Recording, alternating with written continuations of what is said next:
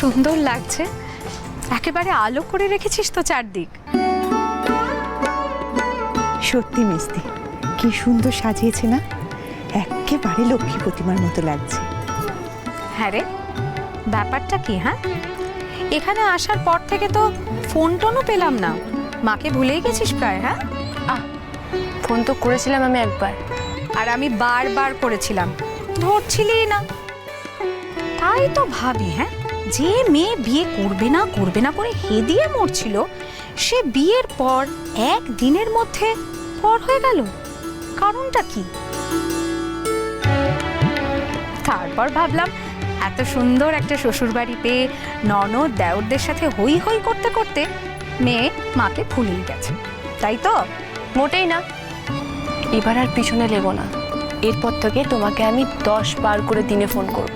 না না, ওসবে ভবি বলবার নয়, আমরা যা বুঝে ঠিকই বুঝেছি। বলো মিস্তি, আসলে মেয়ে আমার শাশুড়ি, কাকি শাশুড়ি, পিসি শাশুড়ি সবার আদর খেতে এত ব্যস্ত যে মাকে মনেই পড়ছে না, ভুলেই গেছে।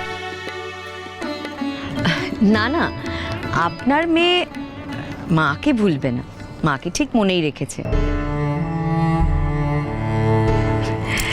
আপনারা তো বাপের বাড়ি বলে কথা, আপনজন, কি তাই না পেখম?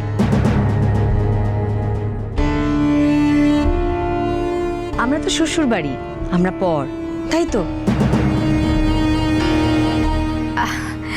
না না, সে কথা নয় বেয়ান, এখন তো আপনারাই ওর আপন। হ্যাঁ, আর শ্বশুর বাড়িটাই তো ওর নিজের বাড়ি।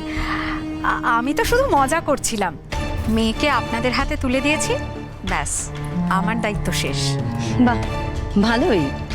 যে মেয়ে মানুষের সাথে ঠিক মতো কথা বলতে পারে না, মিশতে পারে না, সেই মেয়ের দায়িত্ব ছেড়ে দিয়ে আপনারা নিশ্চিন্ত তো হবেনই, তাই তো?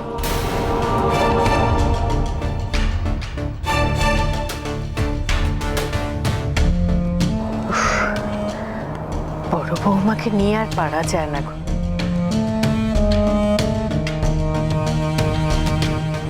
মা, মা, আমি কি কিছু ভুল করেছি, কোনো অন্যায় করেছি?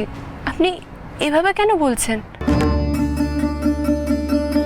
বুড়ি, যা না, সামলা না। দেখছিস না বড় বৌমা কিসব বলে যাচ্ছে, আর ছোট বৌমা তো খালি ঘাড় এলিয়ে যাবে, ওকে দিয়ে কিচ্ছু হবে না। তুই একটু এগিয়ে ব্যাপারটা সামলা দেয়, আর বাড়তে দিস না বাবা। মা প্লিজ, এভাবে বলছো, ওনাদের খারাপ লাগছে তো। বাবা আবির, শাশুড়ি বউকে কিছু বলেছি কি বলিনি, গায়ে ফোসকা পড়ে গেল। উফ, আর পারা যায় না তোমার বড় বৌমাকে নিয়ে। দেখেছেন তো বেয়ান, আপনার মেয়ে আমাদের হতে পারুক কি না পারুক, আমার ছেলে কিন্তু আপনাদের হয়ে গেছে।